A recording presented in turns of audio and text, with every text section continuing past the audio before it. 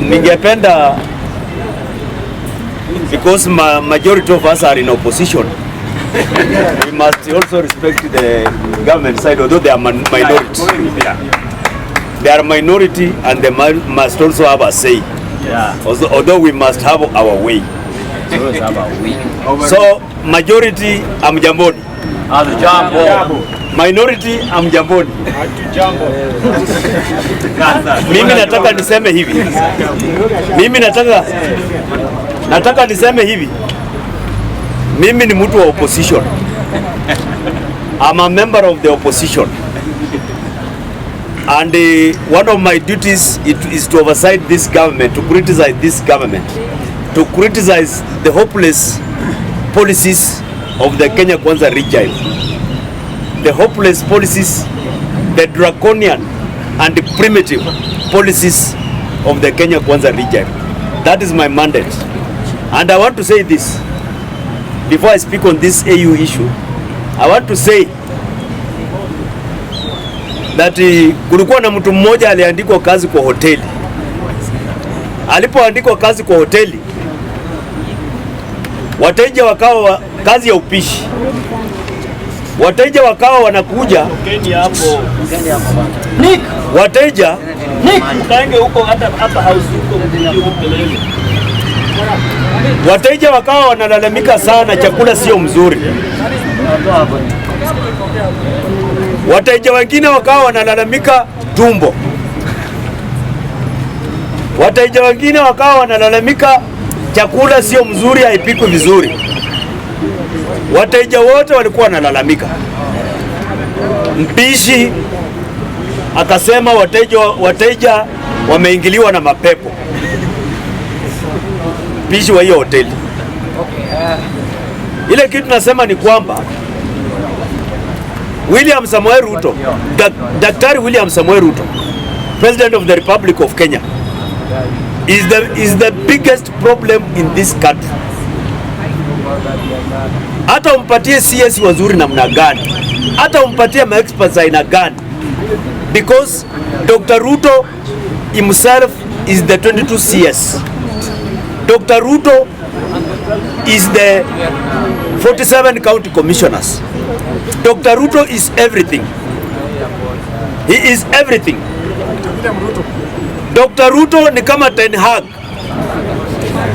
Ten Hag hata umpatie Messi, umpatie Neymar, umpatie Mbappe, umpatie nani? Umpatie hao wote, Ten Hag hangeweza kusaidia Manu ishinde anything. Ilianguka bwana, pesa tumewekeza huko. Hata Blue Shield hangeshinda. Ruto ni kama Ten Hag, hata umpatie ma-expert aina gani. The problem is Dr. William Samoei Ruto. If you don't solve that problem, we are going nowhere. Ruto was not qualified to be a president. It was a very big mistake. It was a very big gamble. It was a suicidal decision in this country. And that is why we find ourselves where we are. Leo nimepitia kotini. There are 3 university students who are arrested. Our university students walikuwa arrested for posting on X a casket of a former president, I think it was Manyora Kibaki. Na wakapost wakasema mwili wa rais sasa unatoka wapi? Lee funeral.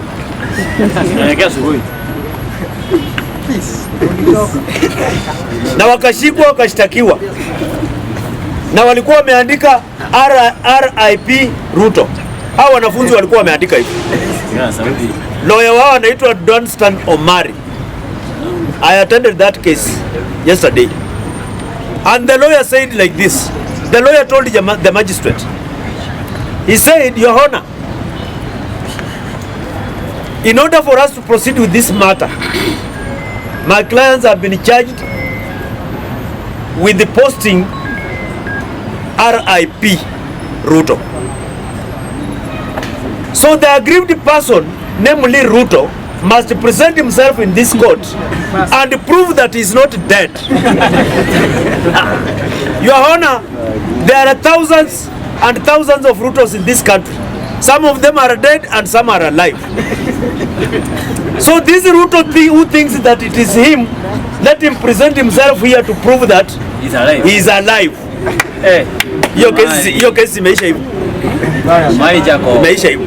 Can Ruto go to court to stand and say I'm not dead? So what I'm saying is this. What I'm saying is this. I'm saying that Dr. Ruto is an incompetent president.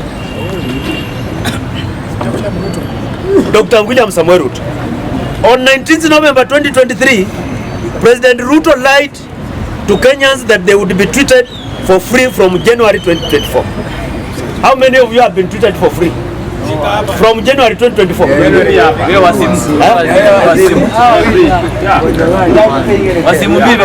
On December 11th, 2022, President Ruto lied, saying that all Kenyans that would attend Jamhuri Day celebrations at Nyayo National Stadium would get free scholarships from Arizona University. How many Kenyans have got free scholarships from Arizona University? On June 26, on June 26, 2017, Ruto promised to build 9 stadiums. How many of them have been built? On June 29, 2022, Ruto promised every household, every market and every school a free internet. How many of them, how many markets in this country have free internet? How many schools? How many? And let me not continue enumerating the promises because of time. But if I had time, I would have taken you through all those promises, including digital centers at every ward, 1,450 wards. No word, no single word in Kenya has a digital center up to now. No single word. That is why watoto wa university mahali alikuwa kwa graduation leo, they heckled him. Wakasema uongo. Unatuambia uongo. You must go. Because we have a president who have normalized lying. The Catholics have said he's a liar. Anglicans have said he's a liar. Akorinos have said he's a liar. NCCK has said he's a liar. ADC have said he's a liar. ADC is under NCCK. So let me finalize, Mr. Speaker, by saying that President Ruto is the worst president that Kenya has ever had. Don't expect anything from him. I'm here to counsel you and to tell you to lower your hopes, and don't expect anything from him. The only thing that you should expect from Ruto, and that one we want it from him, the constitution of IBC. Only that. We don't need a road from him. We don't need a hospital. We need nothing from him. Nothing. Only IBC. That is the only thing we want from him. Because he will deliver nothing. He will deliver nothing. He won't deliver anything. Si alisema ati Gachagua, hii serikali iwezi kuperform, uchumi ya Kenya iwezi kugrow kwa sababu ya Gachagua. Akatoa Gachagua. Sasa amechange tena, anasema uchumi ya Kenya iwezi kugrow kwa sababu kuna mapepo yameingia Kenya. Alafu tena amesema uchumi ya Kenya iwezi kugrow kwa sababu animal fatting. Ng'ombe kunyamba. So ng'ombe inafaa ati zikuwe vaccinated, ziwache kunyamba na kuharibu hewa. Next time he will blame something else. He will say Christmas imesababisha. Next time he will blame something else. He has got excuses for his failures. Akona excuses tungu njima for his failures. Mambo kama ya Adani kujenga hii airport. If I was asked, how do you want us to finance the construction of a modern airport? Hii NSSF iko na billions. Na hii NSSF has invested in real estate, in everything, in pesa yetu. NSSF wako na 95 billion. They have. Tunaweza patia NSSF hiyo kazi tuambie build for us a modern airport. Mkusanye pesa. Yes. We can give it to Equity Bank. Yes. We can give it to local investors. We just do a competitive bidding process and we get an investor. Kuliko kuleta huyo fraudster huyo mkora. na tufanye kama Rwanda vile wanafanya, wanajenga a new airport from scratch. They have not interfered with the old one. They have not interfered with the old one. So mimi kwa sababu ya time, Mr. Speaker, acha niseme kitu ya mwisho kuhusu uongozi ya hapa ya bunge la mwananchi. Mimi naomba Speaker hapa anafanya kazi mzuri sana, na our Speaker is a straightforward person na anatuongoza kwa uaminifu, with integrity and truthfulness.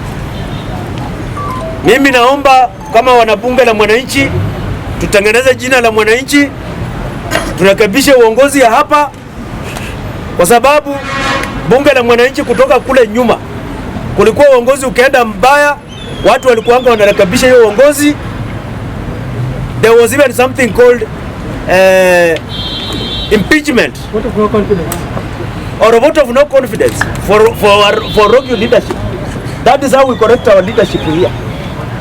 That is how we correct our leadership in order to build our name. How can we correct Ruto and all these other people when we ourselves do not uphold integrity, when we ourselves are extortionists, when we ourselves are conmen? How do we correct other people? Bunge la mwananchi ni kama kanisa ama kama Uislamu. Bunge la mwananchi iko everywhere in Kenya. Masaa ya kuingia bunge yakikupata Machakos, bunge la mwananchi ni kama Uislamu. Muislamu akienda Kakamega, masaa ya kusali yakimpata anaingia kwa msikiti yenye iko karibu Kakamega. Bunge la mwananchi pia iko hivyo. Masaa yakikupata Machakos, unatafuta bunge la mwananchi Machakos iko wapi, unaingia hapo.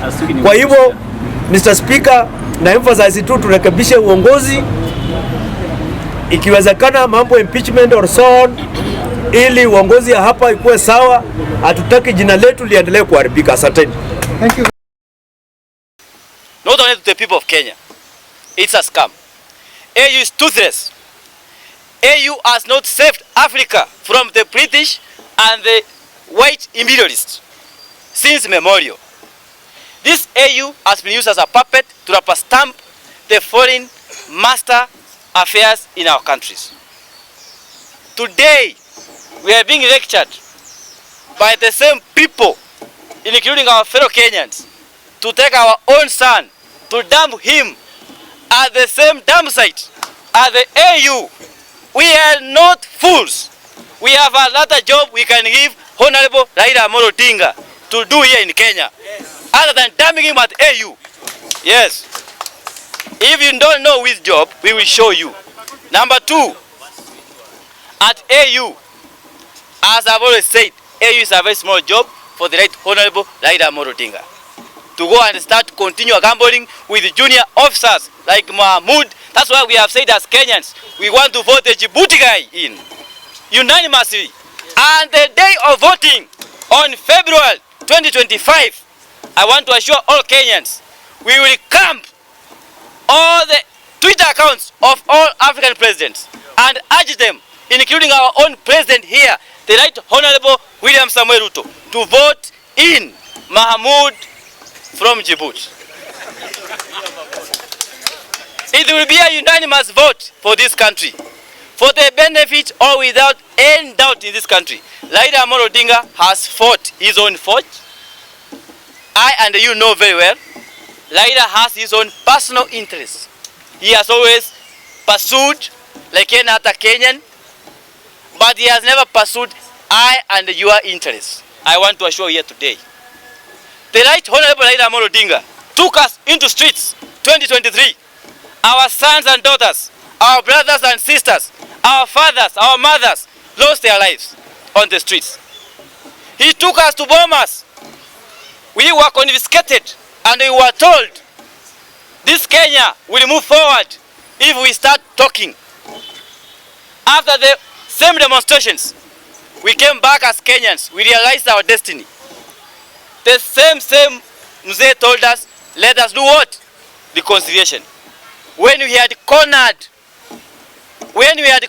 our enemy, who is now in power, who has failed to implement the Constitution of the Republic of Kenya.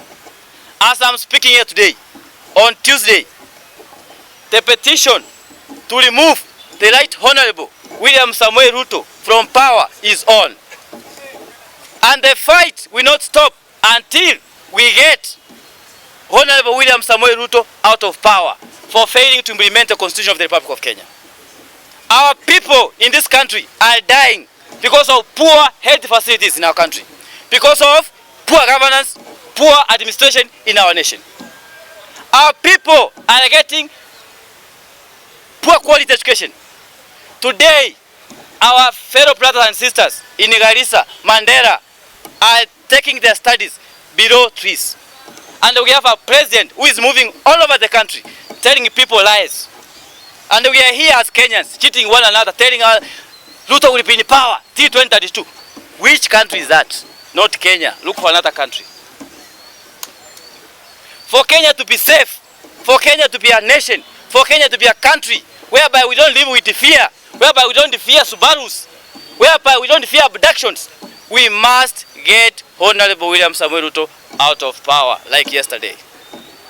For Kenya to be a country for all of us, whereby we don't nominate people from our tribe into various government positions, we must ensure Honorable William Samoei Ruto is out of power. And that is the only way we can show those who are also coming to take over those seats that we are serious with this country. And we are ready to take Kenya to the next level. We are not here to joke with our country. We are not here to gamble with our nation. And because we have a cheap seat called the chairmanship of AU Commission that cannot help me and you.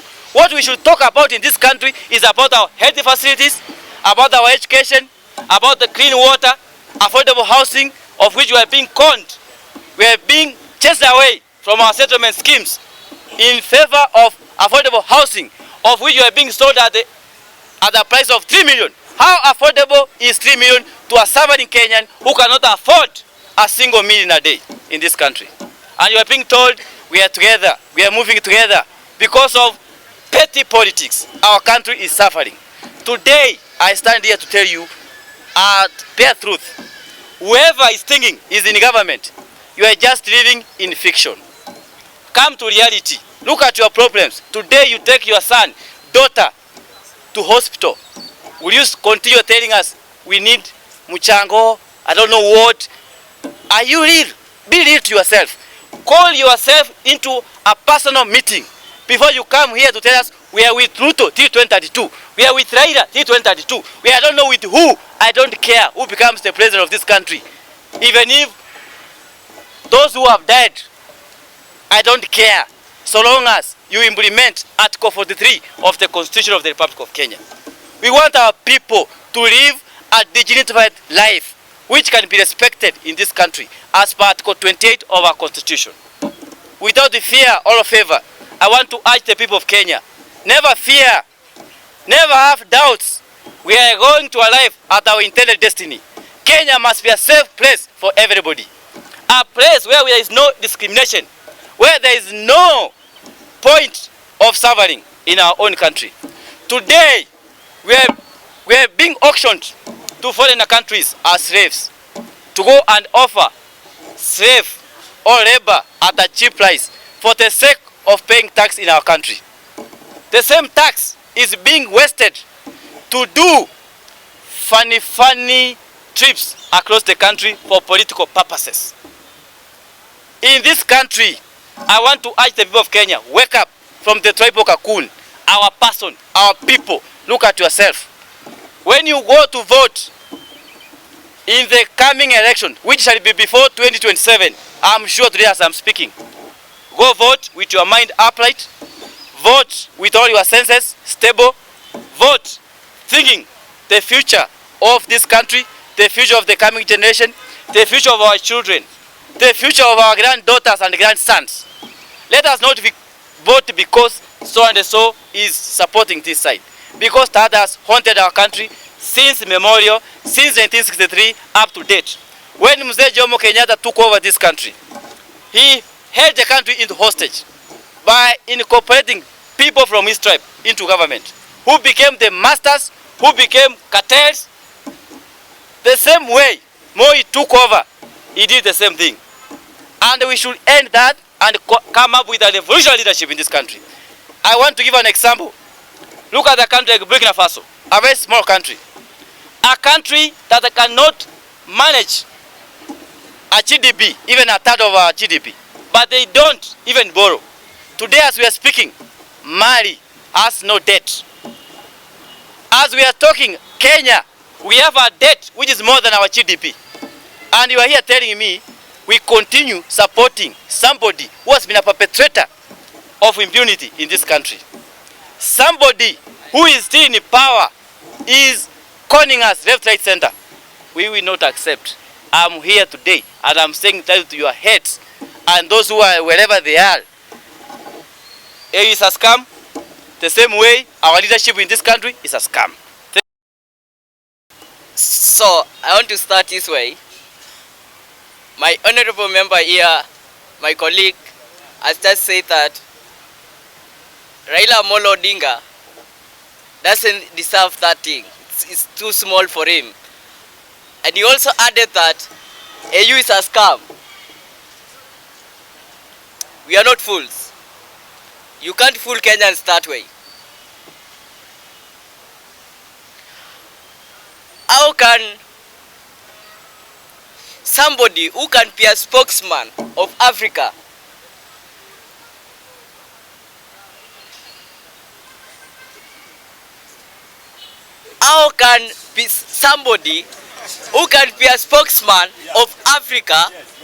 be a small person? How? You are lying to us. You are lying to us. What I can just add, even if you don't love Raila Amolo Odinga, even if you don't love him, this Kenyan politics, this local politics, we can fight. But for this one for Africa, you know, it will create a very good picture for Kenya that our person is the one who is in charge of Africa. He can say that a road be constructed from here to maybe Congo. Biashara ifanyike na inafanyika hivyo. Sasa kutuambia it's a very small thing for him, you are lying. Hata yeye mwenyewe anajua si ndoko. Na kutuambia pia Raila is going to fail. It's like a lie. Why? Nani ndo coach? Nataka tuanze hapo. Nani ndo coach? Yeah. Nani ndo coach? William Ruto. Nani ndo coach? Sasa nataka kusema hivi.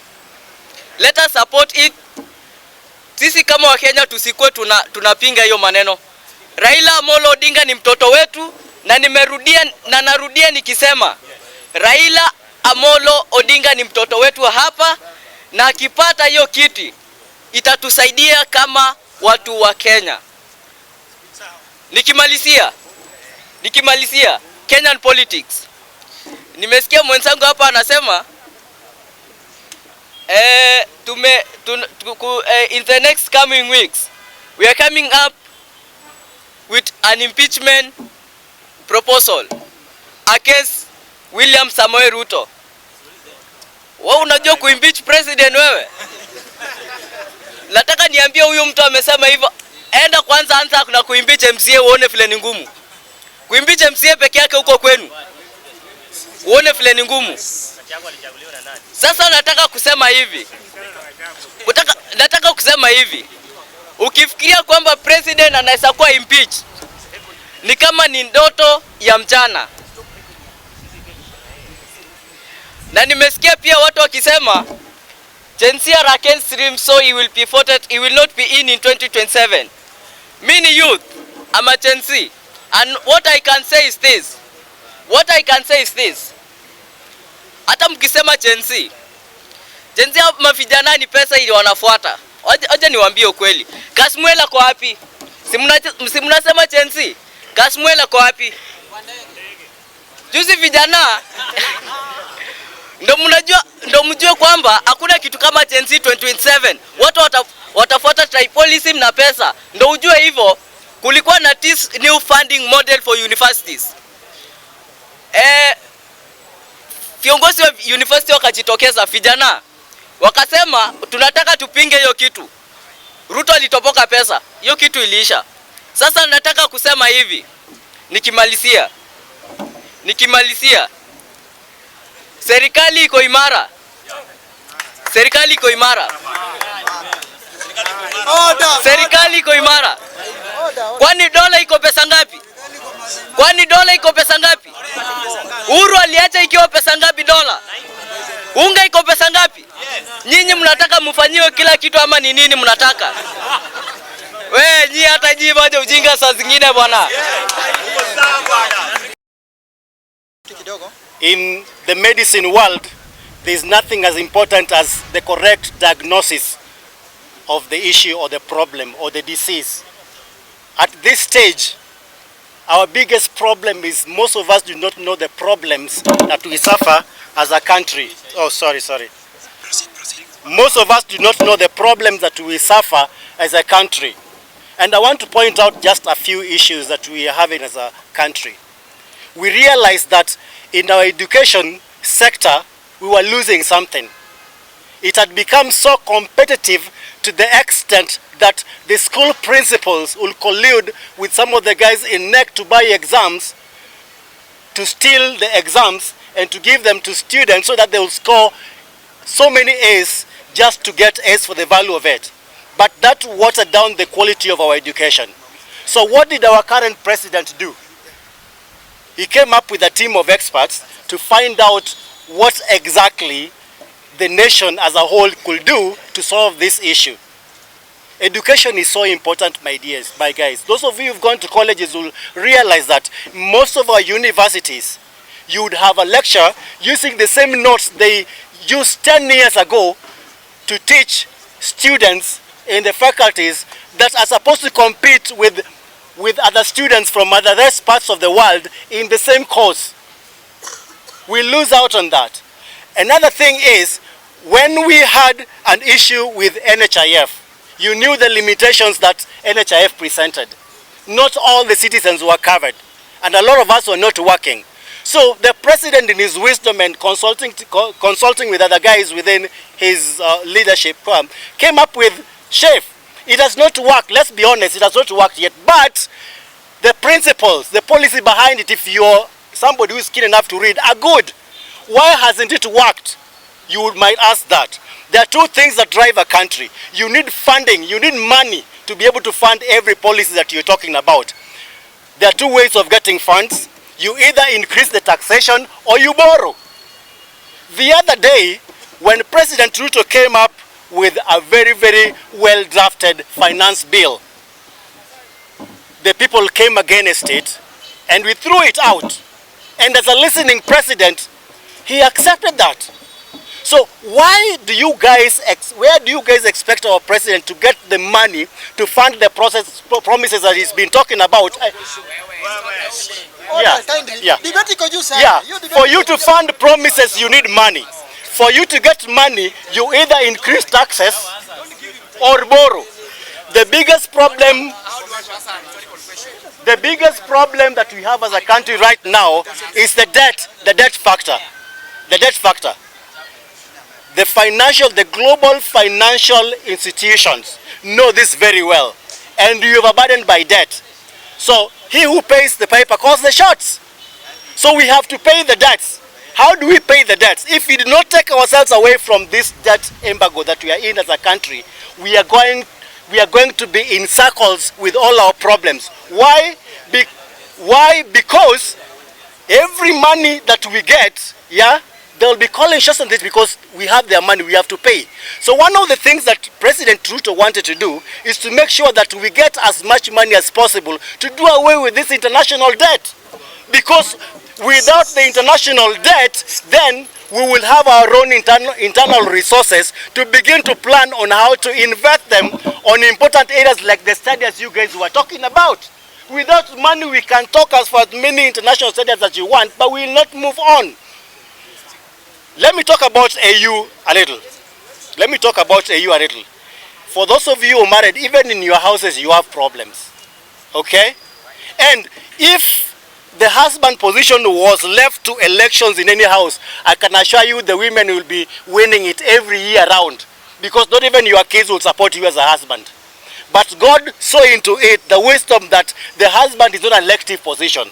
So you remain an husband whatever you do. The same thing with AU here. Somebody said that AU is a lame duck. No, it's not. When we talk about regional politics, okay, that's when people of significance in Africa get together and decide what we want to do as a people. Wouldn't you want one of our sons to sit down in the same committee and clear out the issues that we have as a nation? Obviously, the answer is yes. And if you're waiting for you to be called to line up to be able to vote for Raila in the AU, you will wait forever. It will never come. The presidents, in their own wisdom, know how to go through the elections. And you could see when he was launching his manifesto, the president that accompanied him. If you're still here thinking and praying that Raila will fail, you need to decide which God you are praying to. Because the one that we know already has it endorsed. Now, slightly, let me talk about global politics. I mentioned it a bit when I talked about the debts. There are issues beyond the control of President Dr. William Samoei Ruto. It is the world of politics. It's called the New World Order. When Bill Gates says a cow produces more toxic substances, than the total number of cars within a vicinity, there's a reason he says that. And the reason he says that is they have a global agenda, okay? Yes, that is a global agenda. And now I will ask you one thing, guys. Let's be honest with ourselves. Let's be honest. The world is much bigger than Kenya as a nation. The world players are much stronger in terms of the economic muscles than Kenya. What do you expect President Ruto as one president to do to counter the entire New World Order that has been... No, wait. I will give you your time to come. Yes. You will come here. The same Uhuru, see, the same Uhuru that you are saying rejected the New World Order. Is that I do not want to talk ill of somebody who is already retired. I mean, God save him. The world order is bigger than President Samoei Ruto. And there are things he cannot go. What Ruto can do for this country is to bring out the new policies like the SHIF, like the new funding model. Most of you guys will say the new funding model is not working well. But if you look at it globally, the cost of producing a graduate has increased exponentially. More so if you want somebody who is an all-round graduate, not the one taught by lecture notes of a professor that last checked his notes 15 years ago. And he's still trying to use that to produce a graduate that is going to compete globally. We are a global village. We're not just having graduates that are going to compete within Africa itself or Kenya itself. We want a graduate that is going to compete within internationally. And they're going to, like this guy who came up with a very good M-Pesa innovation. If you can have more of that. And that's the reason why, no matter how selfish you are, if you look at the CBC and the way it's structured, you can see those kids starting to do innovative things that 844 as structured was not doing. 844 was based on cramming. CBC is based on innovation. You can see your own kids trying to do things that you could never even have imagined yourself. So let's give credit where it's due. President Ruto has brought us some very good new policies. And to wind up on my short speech is this. Guys, it is time we sat down as a people and thought about solutions to our problems. We can change personalities forever and presidents forever.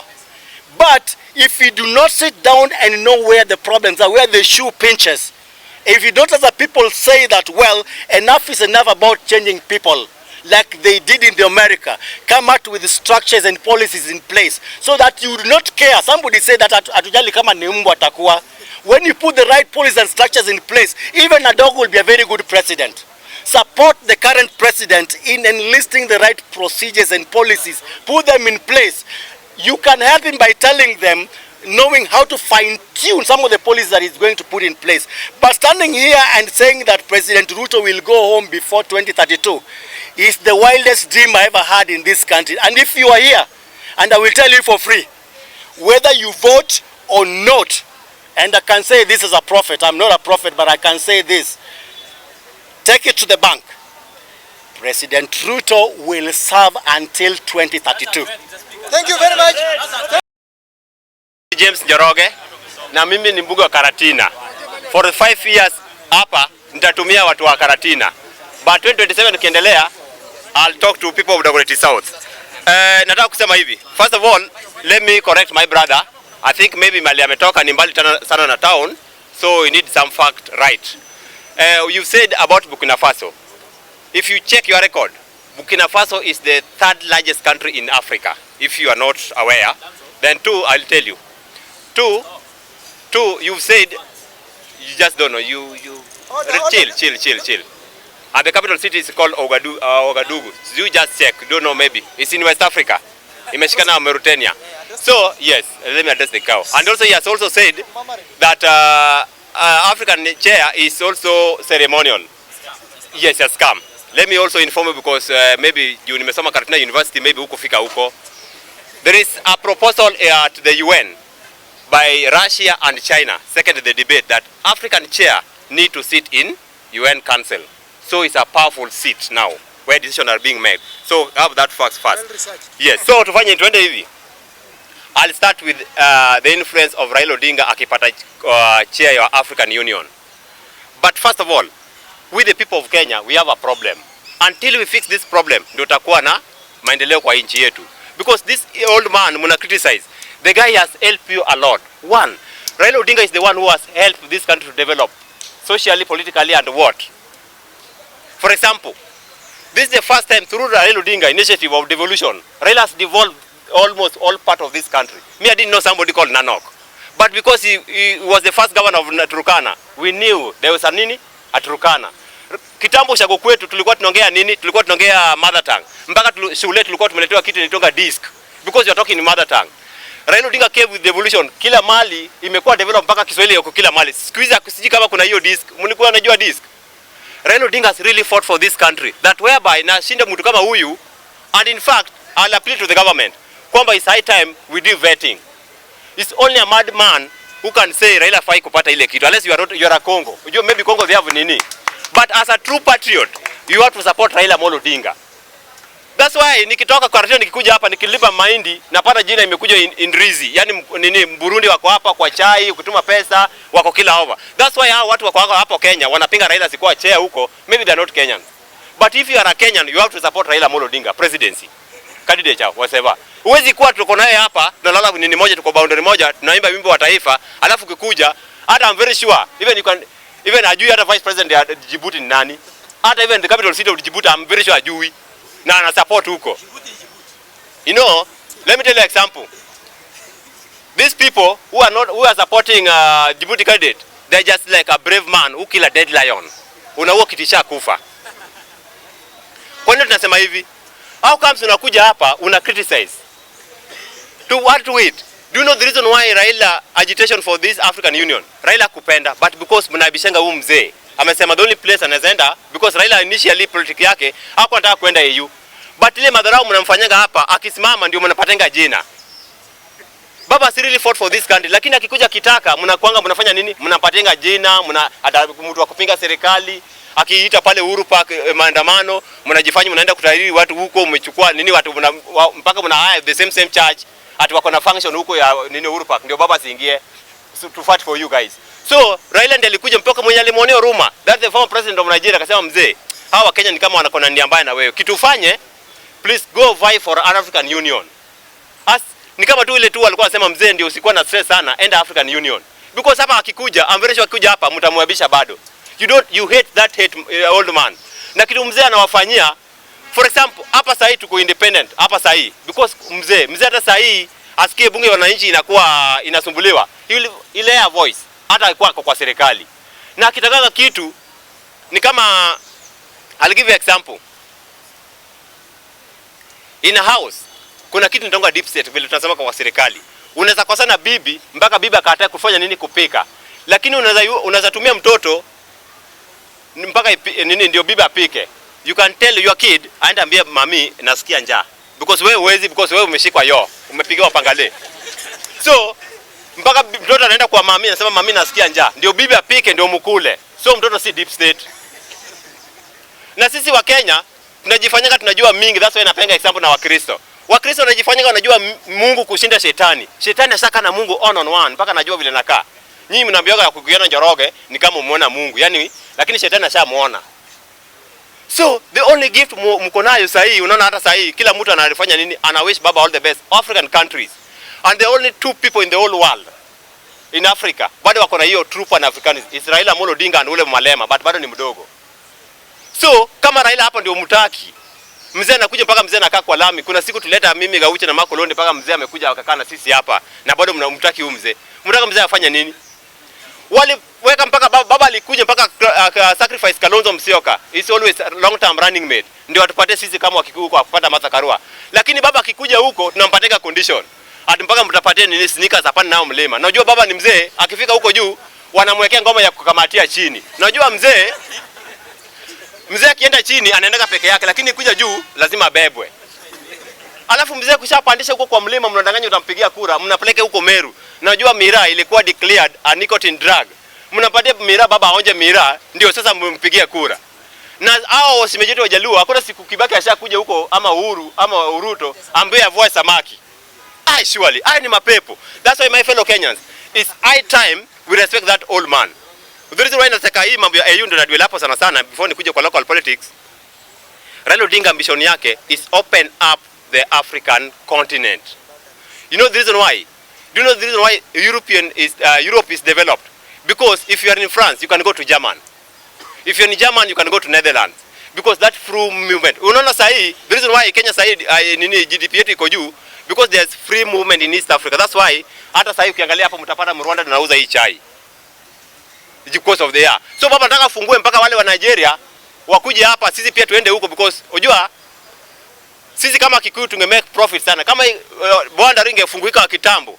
Hii mambo yetu tulikuja nayo kama juzi kama tulikuwa tunasema kumbe mayai ya kwero. Ningeuza hata ya mayai ya kwero Nigeria. Kama ilikuwa na free market. So that's why nasema hivi. You have to support Raila Odinga apate nini? Apate ile African Union chair. Because first of all atakuwa pale kwa UN Council nini pale kwa UN Secretary whatever. Pale kwa nini ile G7. Pale kwa meeting ya G7. Baba atakuwa now the G8 because of the power of nini? African Union. So wanasema watakuwa G8. Kwa nini? Because pale ndio world decision inamekiwa.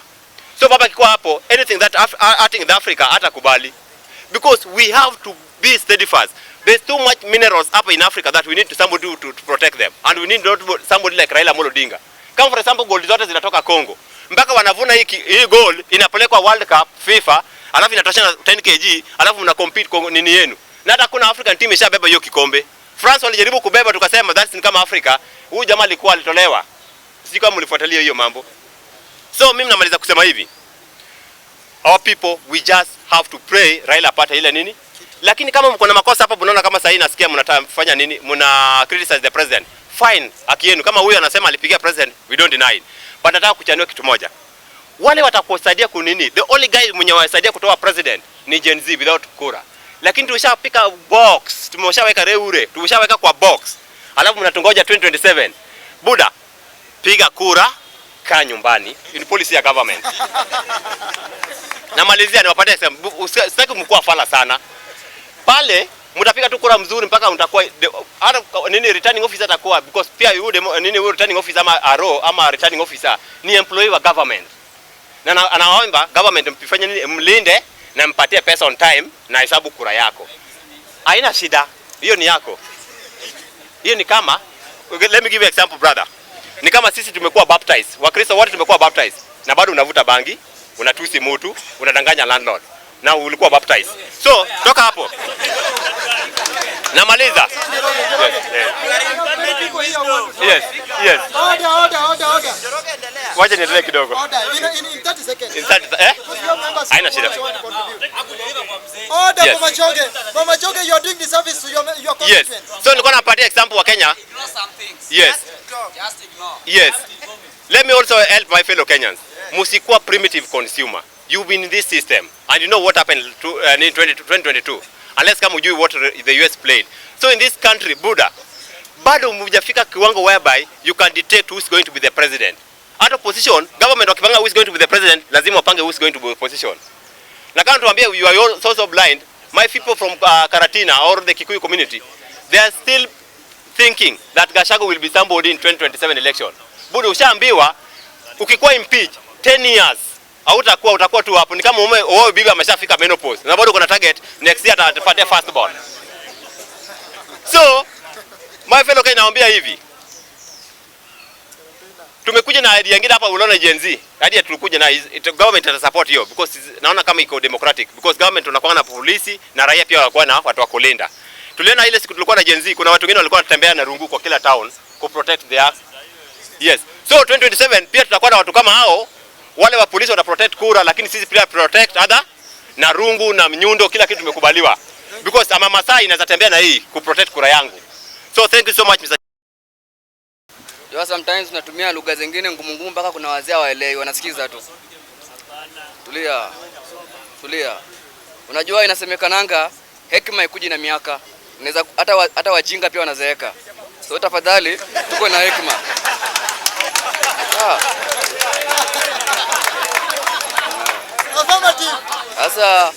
Sasa wewe jiulize uko wapi? Na unajua kama pia ilisemekana kichwa hakina kitu ndio kinapiganga makelele sana. So tafadhali wewe jiulize uko wapi? So tungeanza hivi kuhusu EU na Raila. Unajua difference ya Raila na raia mwenye ajui biashara ni kwamba everything in this world inataka risk. Usipo risk hakuwezi kuwa na new thing. Kama tuanze na innovation ya ndege. Kama wewe mtu ange risk kwenda na akijua kama itaanguka ama itaenda, wange invent kweli? So kitu simple ni Raila anafanya kile anajua. Na ule wakati ataenda huko afanikiwe, si ndio? Ataenda huko afanikiwe, mtasema Raila ni wetu. Hiyo hali ya Raila ni kama mwanamke mwenye ako na mimba, mnaambia congratulations, lakini hamjui ametombwa mara ngapi. Acha nitumie Withdraw. very neutral. Acha nitumie English. Success is like a pregnant woman who people congratulate without knowing how many times she has been fucked. So please, you just congratulate something without knowing the source. So let Raila do what he's doing. If you want to support. If you don't want, keep quiet. If you can't help someone to cross the road, please don't advise him to stay where you are. Let him go. If he dies, he dies. If he succeeds, he succeeds. That's upon him. Now, according to the presidency, please shut the fuck up.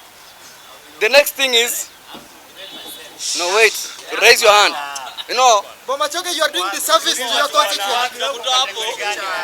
Remember, you are doing the service to 120,000 people in Bomachoge. Proceed. You are protected them. As we say, please, the reason that makes Africa, let's say Kenya, not to go far away is because of heckling. If you have a point, shut up, raise your hand. A wise man will know the meaning of that hand. But heckling is like a baby who is crying and that is not saying what he's suffering from. Will you understand? No. That's what you are doing to Ruto. You're just making noise without telling him what you want. You're telling Ruto, hatutaki kitu. Tuna mwambie mnataka. Mnataka fanya nini? Anafaa ajue, si ndio? Congratulations. Nafaa ajue kijana mnataka. So, tufanye tu hivi. Badala ya kulaumu Simba mbona amekula ng'ombe yako, uliza ng'ombe yako ilikuwa inafanya nini kwa msitu. So inafaa muangalie sehemu zote. Huyo ni Gen Z, ama namna gani? So, president wa Gen Z. Order. Tupatie Gen Z nafasi. Order, tupatie Gen Z nafasi. Na original. Order. Na hii Kenya imesemekana kitu simple. Mtu mmoja hapa ameongea vizuri, ukitaka kushinda Ruto kuwa na pesa ya kutosha. Lakini ukitaka kumshinda pia kuwa na vijana kwa mkono. Kwa sababu sasa hii kitu wazee wanafanya ni kupiga tu kelele huku nje na wanatulia. Kitu simple ni angalia vijana vile walifanya. Kitu niligundua ni kwamba afadhali jeshi la kondoo limeongozwa na Simba kuliko jeshi la Simba limeongozwa na kondoo. There's nothing to do. Because the leader is a goat. but they're lions. So even if you're a goat, you need a lion. Hata kikula mmoja wenu natafuta nguvu ya kuongoza. So hata Ruto akiba kitu kidogo akule, atafuta nguvu ya kuongoza. Cause mtu anakula pa anafanya kazi ama. Asanteni.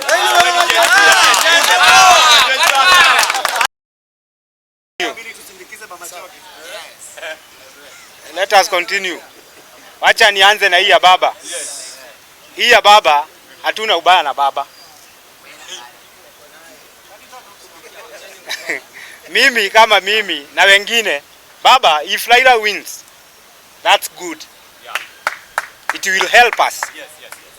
And I will tell you how it will come to help us.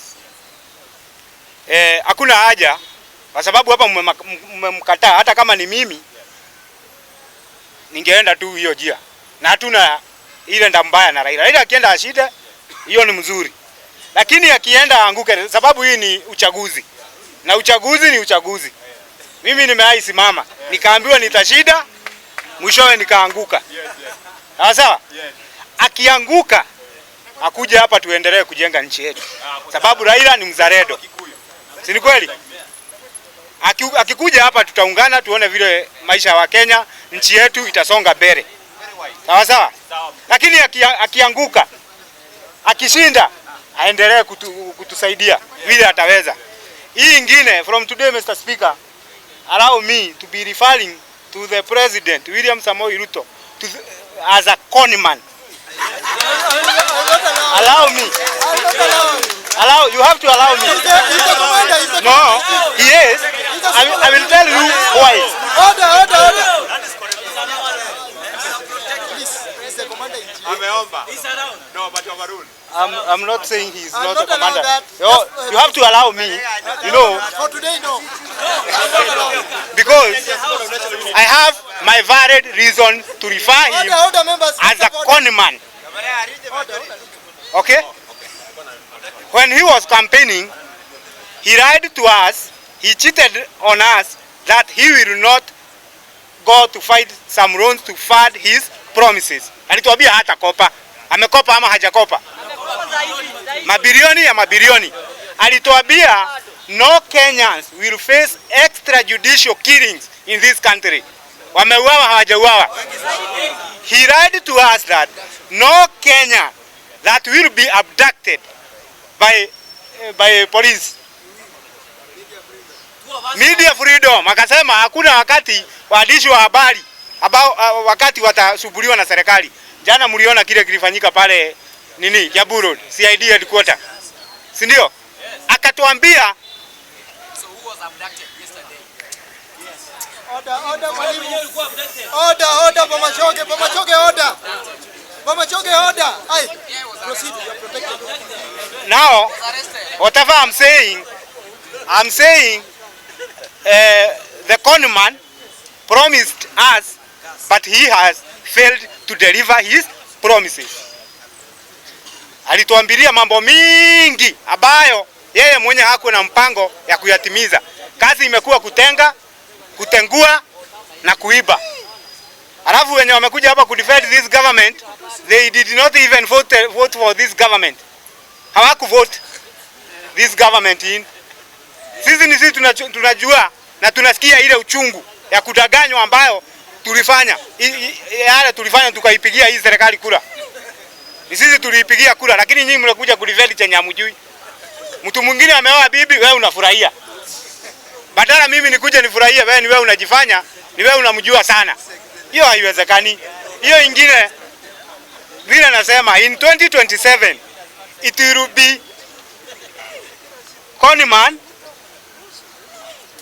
will be conman, killers, abductors against the Kenyans and the will of the people, against the integrity of this country. Because lazima tukienda kwa uchaguzi raundi hii, na wenye wanasema bana, we are not in Uganda, we are in Kenya. Our vote counts, and I want to assure you, if you don't have vote, go and take. We will vote.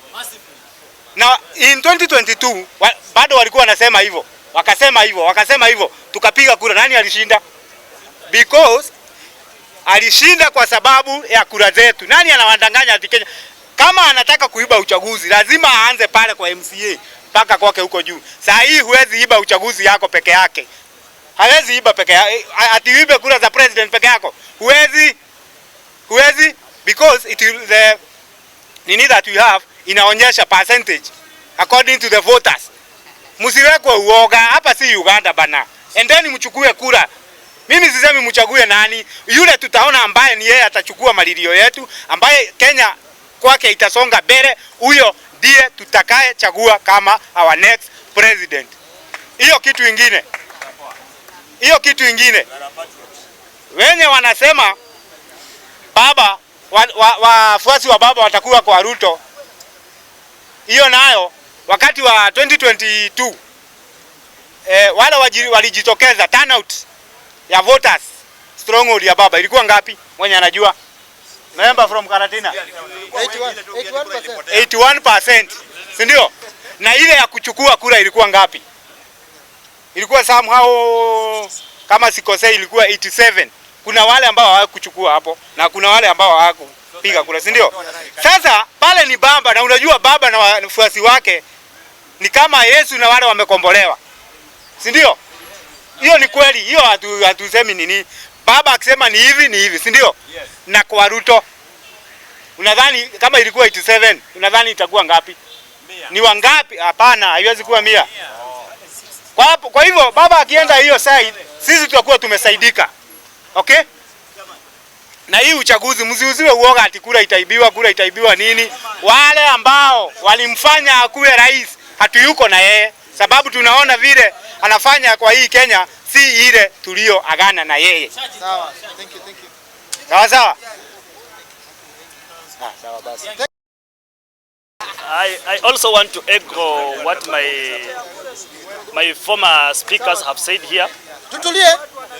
Let me also chip in the issue for AU.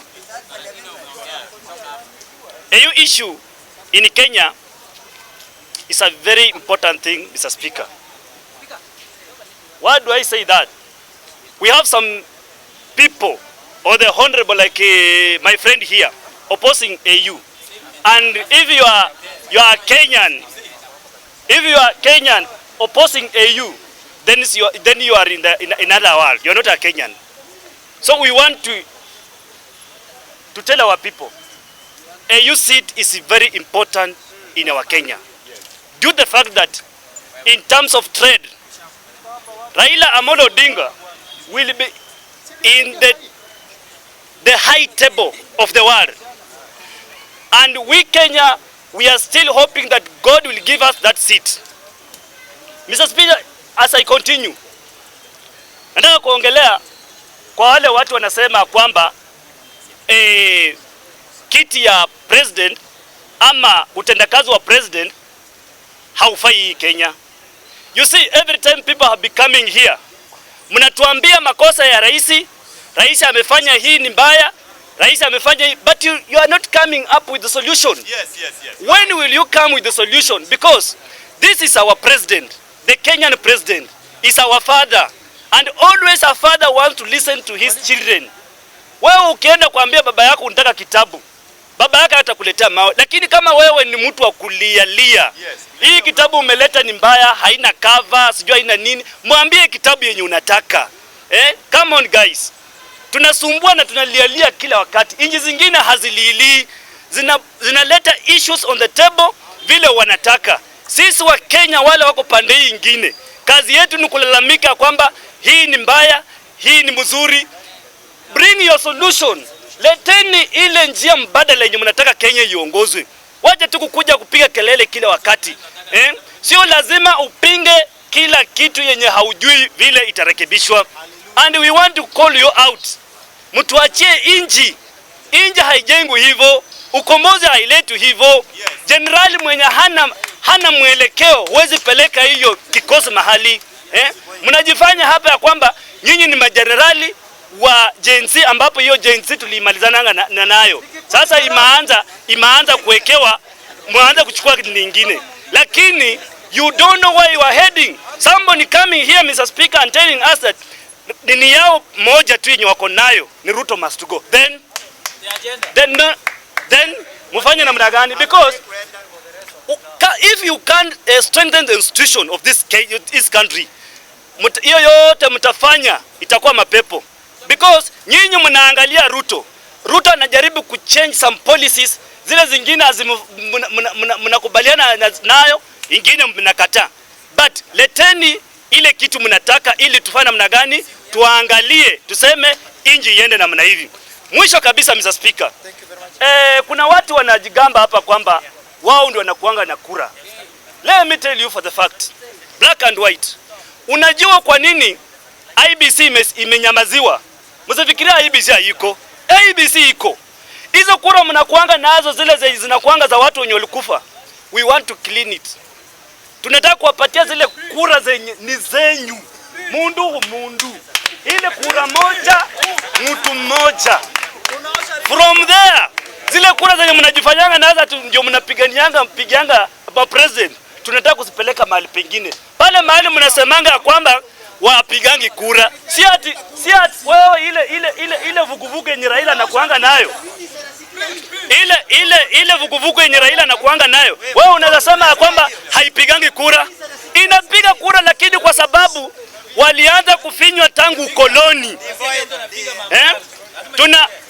Walianza kufinywa tangu ukoloni. So Ruto amekuja amefungua hiyo minyororo. Let me tell you for free. 2027, you either with us or not with us. Na kama umebaki pande hiyo nyingine, tutakuweka mahali pako penye unastahili. Na serikali iko imara, na ni hiyo niko nayo, Mr. Speaker. Tukutane kesho. Thank you, Raymond. Wanabunge oye. Now we are now uplifting the Bunge discussion into a certain level, and I have 3 issues to discuss or to talk about. One, I will talk about the William Ruto presidency, perhaps what he has tried to achieve. One, I want to talk about the university funding model, the differentiated cost unit. For you to produce a graduate, a fully global village graduate, I want to take a simple faculty. Let me just take somebody who is doing a social science. Law is a social science, and the minimum entry together with the cost of funding such kind of course really matters there. Currently, if you register at the University of Nairobi as a Module 2 student pursuing Bachelor of LLB in law, the minimum you are supposed to pay per semester is 350. That's very fair. That is Module 2, that is private. Or let me use the previous term, the parallel students. Module 1, this is a serious government child who is being sponsored by government. This child, based on the research, the current tool have subjected this child to pay 6,000 per semester. What a merciful thing that Dr. William Ruto have done to this suffering society. People are saying that it is not working. It is working. It's only that the cartel want to hike it. And we are not going to give them time to hike that. And today we are really happy that those 10,000 that qualify for the first round were total orphans, were completely vulnerable, and they deserve that kind of funding, that band 1. I've never seen anybody. These were the people that were suffering. Mtu hata hawezi raise hata shilingi moja, na wameleta hapa sasa hizi, they have been given the same parameter. You are going to see what they are going to do. So before we criticize something, let us take time to go through it so that we see whether it is working or not working.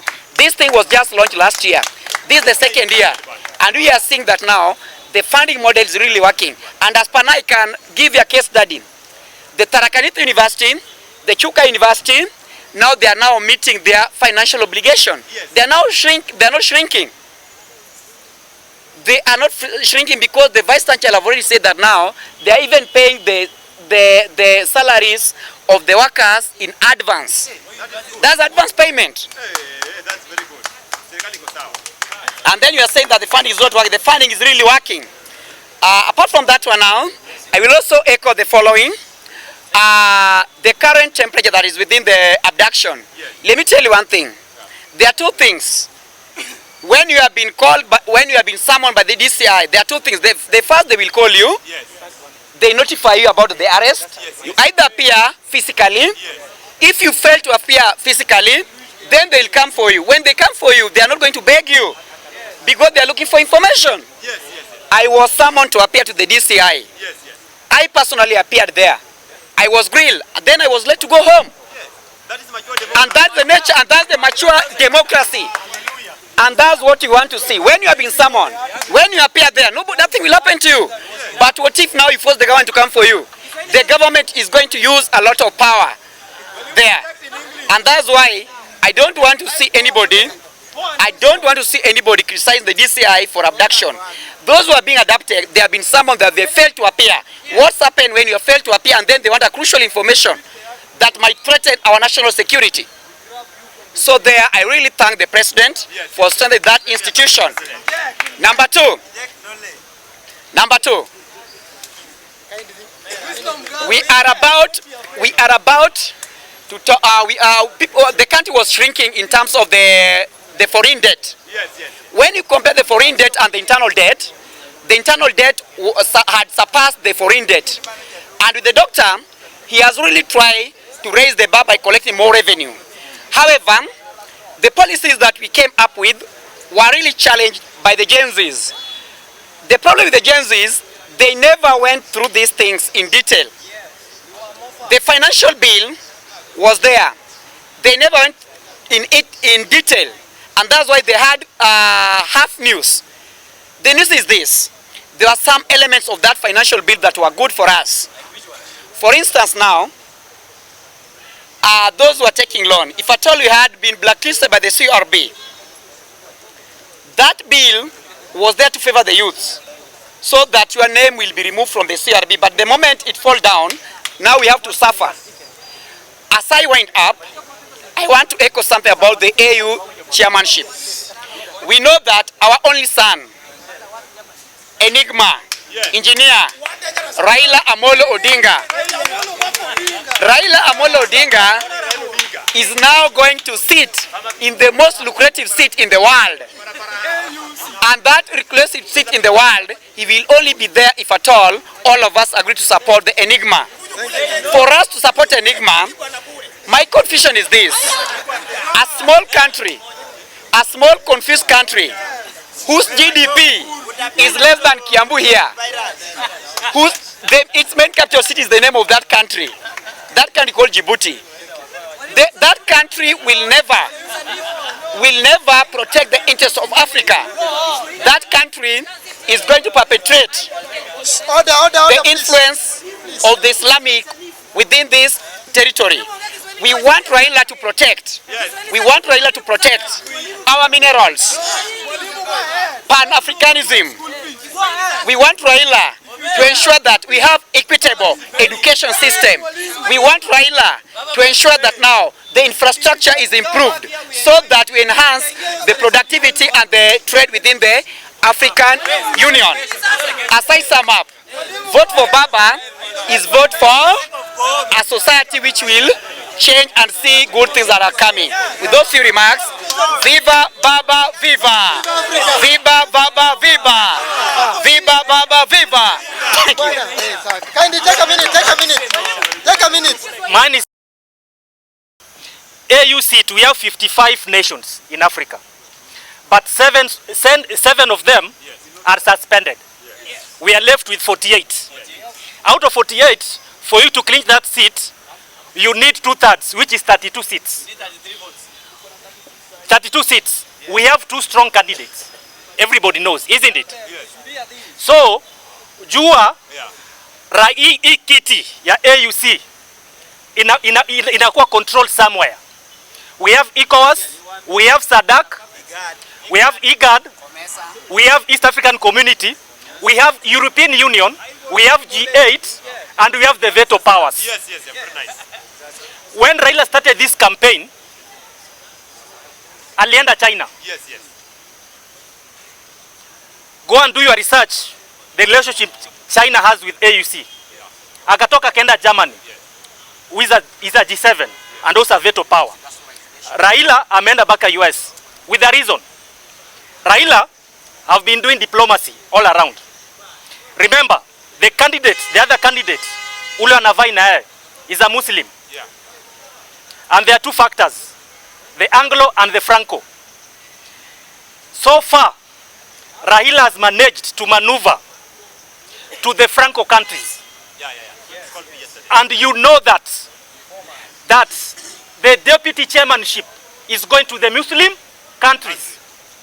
So it is a tradition in AUC that we can't have a Muslim chairman and a deputy chairman. So first, and the dominant ECOWAS countries, which Raila has managed to do some shuttle diplomacy in it, they have already backed him up. So the probability of Raila clinching the seat is very high. It's very high. Let me remind the Mount Kenya people. Si kwa ubaya. In 30 seconds I'm concluding. Raila is going to take the seat. Uhuru gave you option of Raila of 6,000, free primary education, free university education, Baba Care. People refused. You refused kabisa. Mukakata Raila. Raila has come na amepata backup from Dr. William Samoei Ruto akimkampenia. Raila came na amekuja silently. Mulisema mutaki. Where is Gachagua now? The MPs, it's quite embarrassment that Mount Kenya now are saying that Raila will betray. Raila never betrayed anybody. It's you people, you betray yourself. The Mount Kenya MPs betrayed Gachagua. Now they are left with MPs who cannot no longer help Ruto. Imagine Joe and Junet defending Ruto, yet we have a cabinet of 7 ministers from Central Kenya who can't help Ruto with anything. Only 2 people. Raila is kicking you. You didn't want him, now he's kicking you out of government silently. Mukubali hiyo. And AUC seat is coming, and is coming to Kenya. I conclude. Thank you very much. Kindly one minute. Haya. Sisi Ruto tutapanguza na tutaendelea kupanguza. Mimi nataka kuput it very categorically. Mr. Speaker, mambo pahali imefika hii, Ruto acha kubembeleza watu. Mambo ya kubembeleza watu Ruto wacha. We are 47, more than 47 million Kenyans. Na kama watu wa area fulani wanakusumbua, chukua watu wa area fulani. Just pick other regional area. Kama mtu anakusumbua hivi, analeta hii, unaleta hii, umeleta Adani wamekataa, Devik wanapinga, na huyo Devik unapeleka wapi? Pale Taita Taveta. Watu wa Taita Taveta hawajaipata kampuni yoyote kwa maisha yao yote. Sisi watu wa Western tulikuwa na nini? Na Pan Paper. Tulikuwa na Mumias. Na tunaendelea kupata zingine kadhaa. Kama tea factory inakuja wapi? Pale Kakamega. Na budget ya 1 billion. Hiyo ni vitu yote naongeza. Watu wa Taita Taveta hawajaipata chochote, lakini kuna iron ore yuko pale Taita Taveta, na Devik amekuja kama mwekezaji ili aweze kuinvest pale. Watu wa Taita Taveta wapate income, vijana wao waweze kuinua maisha. Na hiyo ndio kitu ambao bottom up ambao ulikuwa nao Mr. President. So kama watu wanakusumbua sana, achana nao. Mtu akisema ati Mount Kenya, si Turukana pia ni Kenya. Mtu akisema ati Mount Kenya, si Kisii pia ni Kenya. Mtu akisema ati Mount Kenya, si hata Umasaini pia ni Kenya. Mtu akisema ati Mount Kenya, si hata kule Kilifi pia ni Kenya. Wacha kubembelezana na mtu. Unabembelezana nini? Hata mimi nasema hizo ministries zenye umeweka kule ukule Mount Kenya, hizo 7. Sianze kugawa kwa hizi kwa watu wengine pia waweze kupata. To be sincerely speaking, let us be fair with William Ruto. Na si kwa ubaya, hii si personal, hii tunaambiana ukweli. This is a broad-based government. Serikali ambayo kila mtu ako ndani. Ulipiga kura au kupiga kura, ulipinga au kupinga, kuja ndani. Maana unalipa nini? Ushuru. Lakini mtu amejipeka tu special aina gani? Sisi sote nywele zetu ni nyeusi, sisi sote ngozi yetu ni nyeusi, sisi sote ni Waafrika. Na ndio kwa maana flag ya Kenya inaanza na black. Sisi sote ni wa Kenya under one color, African color black. Sisi sote region yetu ni green. Hakuna pahali penye nasemekana ati kuna area fulani yenye mahindi na meanga yellow inamea red, ingine na mea kala ingine. Sisi sote ni kala moja. Unasikia? Sisi sote tulimwaga damu. Ukienda kule Busia kuna pale panaitwa Maumau. Kule ni muni Mageta Island Siaya. Sikulikuwa kuna peleko Wajaluo wanafungwa huko wakati wa nini wa mkoloni. Ukienda huko kuna nini watu walikuwa wanafungwa. Si kumaanisha hata hakuna mtu wa kupigania inchi. Jaramogi Oginga Odinga alipigania, Masinde Muliro alipigania, Ronald Ngala alipigania, John Kenya alipigania, Ole Tepisu Masai alipigania. Sisi tu watu waanze kutusumbua hapa, wanasumbua Uhuru nani, wanasumbua Ruto kila wakati. Sisi ndio special, hawa sio special. Haiwezekani tafadhali. Pahali imefika mwachane na Ruto. Mwachane na Ruto tafadhali. Pahali imefika mwachane na Ruto. Pahali imefika mwachane na Ruto. Ruto anaunganisha Kenya, anaunganisha kabila zote, anaunganisha regioni zote, anaunganisha maskini, tajiri, ili sote tukue level moja. Na akijaribu kuimplement vitu mnaanza kupinga. Ruto na Raila wako wanasikizana kisiasa, lakini at the end of the day order. Nitolee upuzi. Mimi 75% yangu ni upuzi. Na 25% ndio akili timamu. Sasa chagua venye tutaenda. So kwa hivyo Mr. Speaker, as I conclude Mr. Speaker, lazima watu wapatie Ruto achape kazi. Ruto na Raila hawakuwa wanasikizana kisiasa, lakini wakati Ruto aliona kwamba EU inatakikana nyafasi, na hiyo nyafasi ni ya Afrika yote mzima, akaona hapana, hata kama tuko kitofauti na Raila kisiasa, Raila ni Mkenya, we are all bonded together as Kenyans. Wacha nichukue hii nafasi Raila aende. Is a Kenyan, beside the fact that tunatofutiana kisiasa, mimi nikipata chance siwezi kukunyima. You are a Kenyan like me. Na ndio kwa maana Ruto aliona hii nafasi imepatikana EU, wacha niweke Raila Amolo Odinga hata kama tusikizani kisiasa. Ili Raila akikuwa pale, sisi wa Kenya tutafaidika. Kuna vitu mingi, infrastructure, mineral, nini, vitu mingi sana ambazo zina affect African Union. Na hizo zote atakuwa na upper hand. African Union ita-coordinate na European Union, ita-coordinate na Arab League. Hizi zote ni opportunity. Zitakuja wapi? Hapa Kenya. Alafu mtu mwingine amekaa hapo, baba wako hajai kuwa chairman wa cattle dip, unapanua hapa mdomo. Wewe mwenyewe hata hujai kuwa class prefect, unapanua hapa mdomo. Unaanza kusema ati Raila Amolo Odinga atafaulu pa mambo ya AU. Wewe nani tunakuonia itini? Wachana na Raila, wachana na Ruto. Na kama unataka kujua, sisi kama ground soldier tuko kwa ground.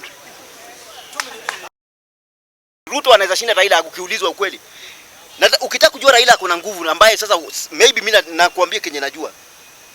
Siku nye Jay-Z imeleta story, alisimama tu na kitabu hivi Jay-Z kaisha. Which means akona kura. Kama ni kura one on one, kuhesabu mtu moja. Hata Ruto haizani na Raila, hata Uhuru anajua. Lakini mbona asikalie kiti? Wengine wanasema ati goja, mbona asikali? Siwache, wacha na mambo power, mimi naongea, mimi ndio niko ku flow. Najaribu kukuuliza swali moja rahisi. Kama wewe demokrasia ni ya Mungu ambaye wanasema ni kuhesabu mtu one on one, si demokrasia ni one on one, Huyu apige, which ni uongo. Mimi according to me, demokrasia ni stories za uongo. Huyu mtu ako na kura. Kuna time nilisikia Chebukati akiulizwa, tuambie Raila amepata ngapi? Baada anarudi kwa kona, anauliza niseme ngapi? Unasikia? So demokrasia ni stories za uongo. Inahusu au ma president ambao watapiga kura. So ukiwa unapiga siasa either fail ama akose kufail, wewe ni mjinga tu kama vile unaongea. Because hiyo ni mambo na ma president. Kama una akili timamu ni mambo ma president watapiga. Museveni ndiye anafaa kupiga story, si mtu kama wewe. So tutoke hapo. Hiyo ni cheap, naita cheap politics. So mambo ya Kenya hii ambayo mnasinda mkisupport Ruto na nini. Number one, Ruto kama ni president wa Kenya ambaye anajua Kenya anafaa kufanya, afai kusumbuliwa. Unasikia? fanya kazi na wenye wanakubali na wewe. Mwenye kutaki wachana na yeye kando. Hata mwanamke si ati mtu mwingine mjinga anajigua juu ya mwanamke. Wanawake ni wengi. Ukishindwa pande enda pande ile nyingine.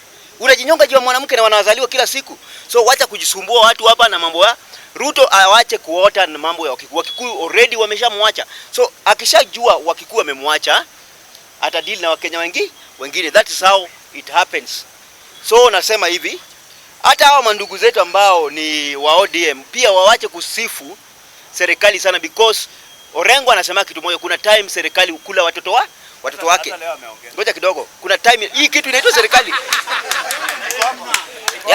Wacha tu ngoja kidogo, tuliza boli. Natoa akili yangu because tumekuwa ngoja kidogo. Mimi siabudi mtu because huyu ni mtu amezaliwa na anaishi kama binadamu. Hata wewe unaweza kuwa kiongozi. Kuna time baba tutakuwa viongozi pia sisi. Ndio maana Wajaluo wanasema boy zero, mwanaume ni chuma si mwanamke. So wanaume wakikufa, hata mimi nikibaki sasa hivi unaona ni vile niko hivi, naweza wachwa na wanawake 100 na ndazaa na wao kabla sijakufa. So which means mwanaume ni mwanaume, acha kusifu mwanamume mwingine, wacha kuwa mtu mjinga. That is a foolishness ambaye nataka kukataza watu wengine. Hata wewe ni mwanaume, usijidharau. So ngoja kidogo. Unamsifu vile unasikia utamu yake, wacha na hiyo maneno. So ikifika mali serious ya kujenga, mwanamke haizi jenga. Ukipata mwanamke anafanya mjengo, huyu mwanamke anafaa katazwe. So we go on na tumalize maneno. Ruto na hii mambo imeshafanyikia before kwa Moi. Number 1, mwenye ametuletea shida yote ambaye naweza sema ni mali tuko ni Kenyatta. That is what niliambia watu kwa bunge la Mwananchi. Uhuru Kenyatta alikuwa anadanganya Raila because huyu mtu alishindwa kupatia Raila hiyo kiti. That's the truth. Na ndio maana Raila ana rebuttal. Unajua kuna kitu moja mnyinyi mjaelewa. Raila anafanya kitu inaitwa rebuttaling. Kumbuka vizuri. Raila Odinga huyu Uhuru amechukua Kalonzo Musyoka ambaye alikuwa mtu wa Raila. So lazima tuelewe vile mambo iko. Finally Raila ni binadamu kama mimi, hata yeye na hasira zake. So mimi namwombea ashinde pale, lakini sielewi manyang'au wanaitwa wazungu ambaye mimi siwapendangi, ndio wanazuia mzee wetu kukalia kiti. So EU watampea? That is my question. Kama umeninyima maji, ugali ndio utanipea? Ngoja kidogo, because wewe unafikiria EU nimeanza mara kwanza au ma president wenye wanachaguliwa mali inaitwa Chatham House nao ndo wanasemanga huyu akuwe prime minister huyu akuwe nini. Ruto anaweza shinda Raila ukiulizwa ukweli. Na ukitaka kujua Raila kuna nguvu ambaye sasa maybe mimi nakuambia kenye najua. Siku nye Jay-Z imeleta story, alisimama tu na kitabu hivi Jay-Z kaisha. Which means akona kura. Kama ni kura ya 1-on-1 kuhesabu mtu moja. Hata Ruto haizani na Raila, hata Uhuru anajua. Lakini mbona asikalie kiti? Wengine wanasema ati ngoja mbona asikali? Siwache, wacha na mambo power, mimi naongea, mimi ndio niko ku flow. Najaribu kukuuliza swali moja rahisi.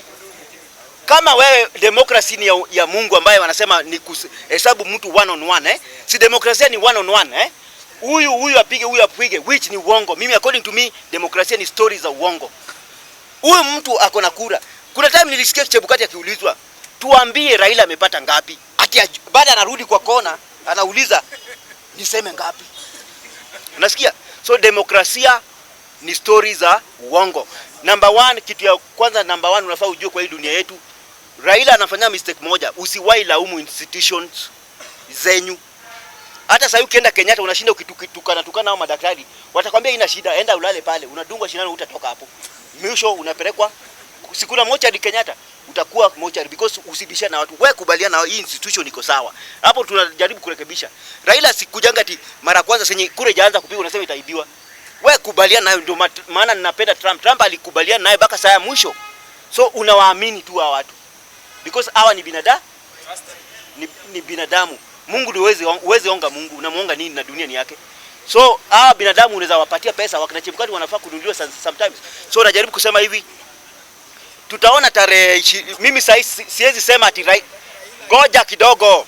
Si ananunuliwa kama kununua ndio tupate. Goja kidogo. Wenda endelea kusema mimi siongee na wewe. Nikitaka kitu goja kidogo. Namaliza. Nasema hivi, Raila si Mungu, is not a holy man, ni binadamu kama ndio maana nikwambia kitu moja. Kuna time nyingine mwanamke anakataa pia ananunuliwanga. Unaweza nunua. Yeah, that ndio nipate. Yeah, Ruto si amedanganywa. Ngoja, Ruto, ngoja. Najaribu kuelezea, si hadithi. Unajua nyinyi? Nani?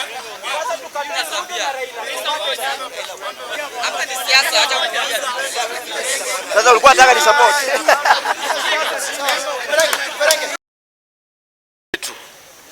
Wakati mmoja wetu anakompiti kule nje, sisi kama Wakenya, wakati mmoja wetu anakompiti kule nje, iwe ni Faith Kipyegon, iwe ni Ferdinand Omanyala, iwe ni Raila Odinga, iwe ni Eliud Kipchoge, as Kenyans we must rally behind one of our own. Lazima tuache tofauti zetu na vitina zetu za nyumbani. We support one of our own. Raila is one of our own and is competing internationally. We must support him. Hata ukipata Faith Kipyegon ni mchawi, lakini wakati anakimbia huko nje Olympics, I'm just giving an example. Tunasahau uchawi yake, we support her, so that aweke jina ya Kenya kwa map. So Kenyans, please let us rally behind Raila Amolo Odinga, so that because Raila has got a good vision for Africa. A vision of economic transformation, continental integration, mambo ya youth na mambo ingine. So wewe kama unapigana na Raila, unamtusi kwa mitandao, unamuita conman, unamuita nini, that is useless. Ile kitu Raila anatafuta outside Kenya. It is international. Na kupigana na Raila ni kama kutingisha hii miti. Umesimama hapo umeitingisha, unafikiri hii miti inatingika, kumbe it is your small buttocks that are shaking. Mambo ya Raila nimemaliza. Nimesikia watu wameongea hapa mambo ya abduction na lazima niseme kidogo. 60 young people were abducted on the streets and murdered. 60 young people. 60 young people were abducted on our streets and murdered. And one day, one time, somebody will account for each of those young people who are abducted and murdered from the streets of Nairobi. Somebody will account for them one day. Kuna mtu atakuja kwa account. Hao ambao wana support Ruto hapa, mimi sina shida nao. I don't have any problem with them. Because kule mimi natoka Western, tunaelewa ng'ombe iwezi kufa na maziwa, lazima ikamuliwe. And that is, kama uko na shida na watu wana support serikali hapa, then wewe ni mjinga. Me I understand what they are doing. Wanakamua ng'ombe, uwezi zika ndovu na pembe. Wao unaelewa thamana ya pembe ya ndovu? Uwezi zika ndovu ikiwa na pembe. So my brothers, wanakamua ng'ombe, wanajua hii ng'ombe after all inakufa. Hii lazima itakufa. Because majority of Kenyans, hata hapa tu, majority are against Ruto. Those who support him are the minority. And if you want to find somebody supporting Ruto, itakuwa ngumu kumpata mahali pengine. Kuja Jeevanjee utampa.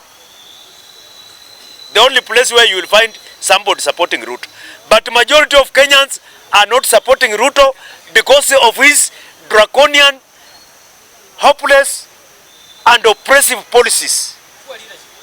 Policies that are retrogressive to this nation. Policies like SHA. Policies like affordable housing. Those who are in formal employment, payslip yao half of it inaenda kwa taxes. Mpaka mtu amehama kutoka kwa 2 bedroom amerudi bed sitter. 3 million people who are in formal employment. Half of their payslips goes to taxes. 3 million people. Na wewe bado una analyze mambo ya makabila hapa. Bado una analyze makabila. I'm telling you, the 2027 presidential election will not be about tribes. And if you think it will be about tribes, what does Orengo say today?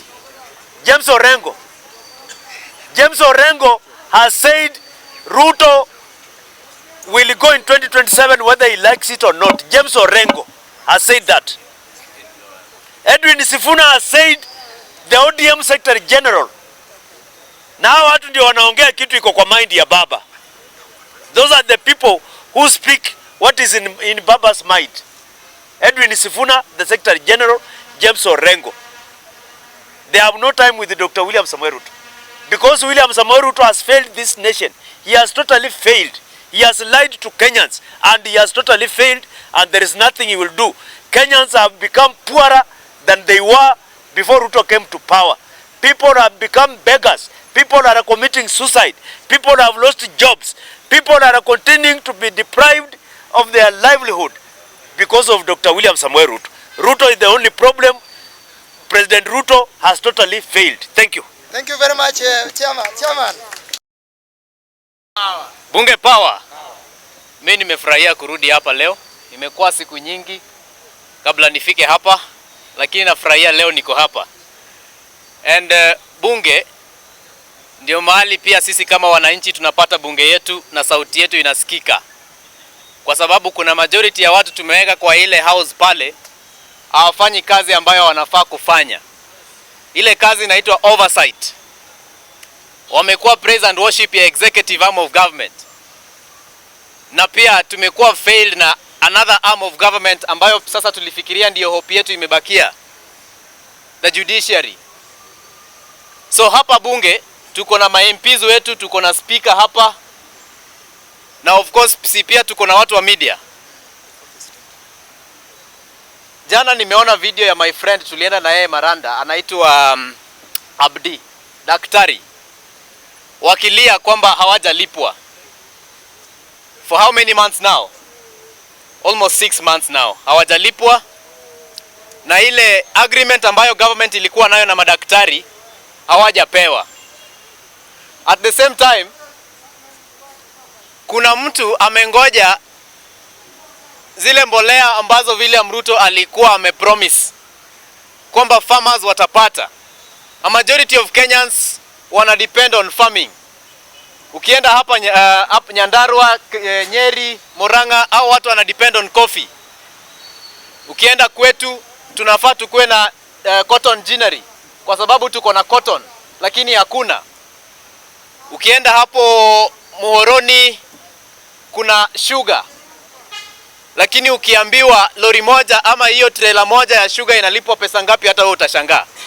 Na hapo ndio tunatoa pesa ama wazazi wanatoa pesa ya kulipia wanafunzi wao fees kwa university na kwa high school. Na hapo ndio pia mtu anapata at least pesa ya kujimudu kimaisha. Unaenda pale mama hapa Kiambu anafaa apate at least ng'ombe yake ipate chakula, itoe maziwa, because maziwa ndo anauza ndio alipe fees.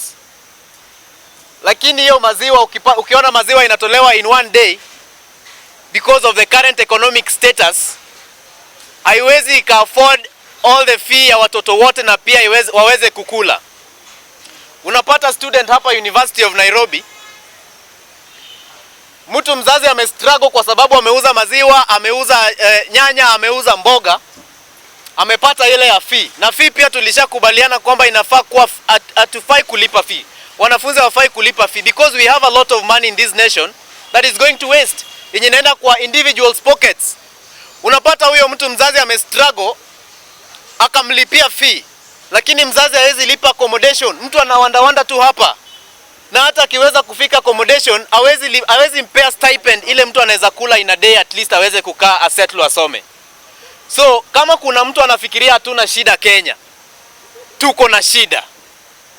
If you're still sitting thinking that we don't have a problem and that the government of the day is doing its best, you have a misguided opinion. We have a problem. Na hii problem, because the government should be oversighting itself through the three arms. Kuna kitu kwa government inaitwa power balance, yeah? Balances and checks and balances. So these arms zinafaa kwa zina check the others. So if those people do not check the others, wananchi wataumia. Na hiyo ndio shida tuko nayo. Parliament haiwezi check the executive. So that means policies inapitishwa tu vile president anataka. Ni puppets. They are singing for this guy. They are praising this guy. You understand? Everyone mtukufu rais. Mtu ameenda because we have fought so hard. Mpaka kila mtu amesikia Adani iko na shida. Ati anaenda anasimama kwa parliament. Anasema sasa mimi nimetoa, mnaona hiyo kitu inaitwa Adani, mimi nimetoa. Alafu wanaamka wanasema mtukufu rais. What nonsense is that? What kind of nonsense is that? I mean, don't they remember we had this young man mwenye alikuwa anatembea akisema Adani arudi kwao. I mean, the time tulikuwa tuna shout online. Kina Nelson Amenya wakitolea receipts kwamba Adani is not a good deal. They were pushing it. In fact, they never listened to us. But then when this guy was indicted pale US, ndio sasa wanarudi wanasema, you know, by the way, we have heard what you the people of Kenya want, na tumetoa hiyo kitu. Alafu sasa juzi anatuambia, wewe mtu ambaye hujapanda hata ndege, hujui venye airport inakaa, unajua venye airport inaweza jengwa. I mean, yani mtu anajua hatuna pesa to the extent that tuwezi travel na ndege. And he is not bothered. So what he's saying is that wewe, because hujui kutumia ndege, hujai panda ndege na hautawahi panda ndege, hauna haja na airport.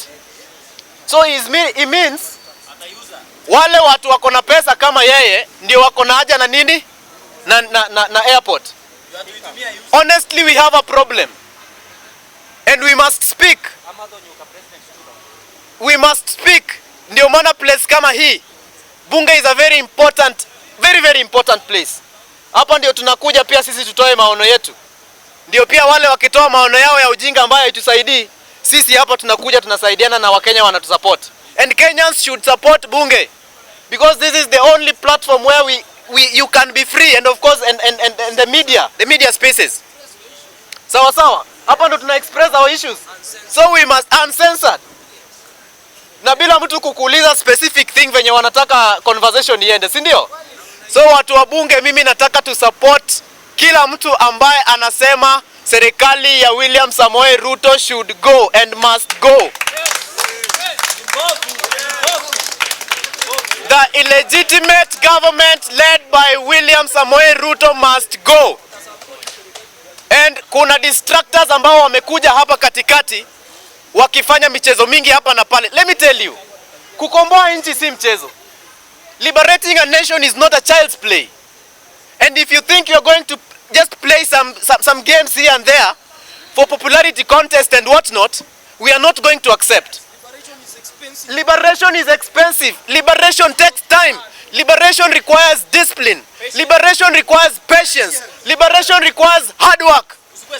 Liberation requires focus.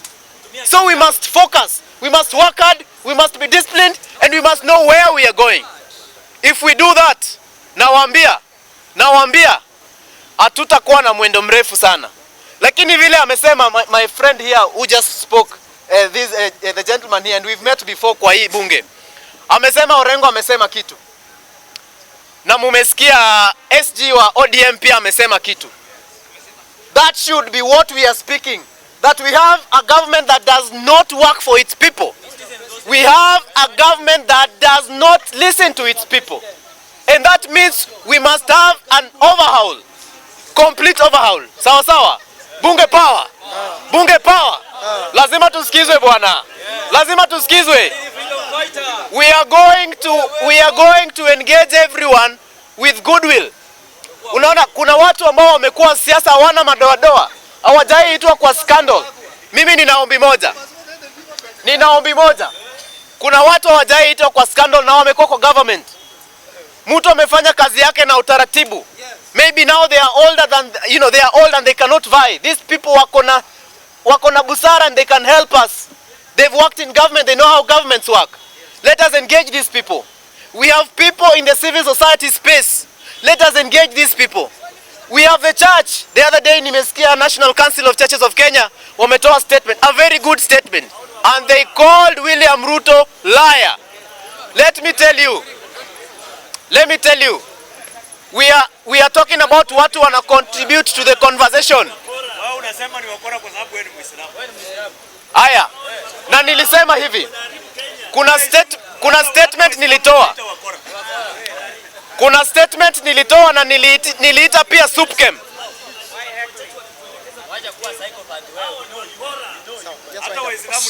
It's okay. It's fine. Nikisema National Council of Churches of Kenya, nilikuwa pia niongelee soup camp ambayo ndio supreme body ya the Islam. So pia how I know it is just a matter of time. Very soon hata soup camp watatoa statement na waseme verbatim, waseme huyu ni mwizi. The other time tuliona KCCB, Kenya Conference of Catholic Bishops, walitoa statement, a very good statement. These statements ndio zinacharge watu. Sasa mnaona kwa churches, unaona priests wanaambia watu ukweli na wanaambia watu kwamba watu mnadanganywa. Hii serikali haiwajali. So everyone who is contributing to this conversation towards 2027, we have to welcome them, we have to engage them, and we have to, lazima tukuwe na discussion. Kama sisi wenyewe we are not willing to listen to other people, then why would we expect them to listen to us? So lazima tusikizane sisi wote na tuelewane kwa sauti moja kwamba serikali ya William Samoei Ruto must go home. Thank you. Bunge.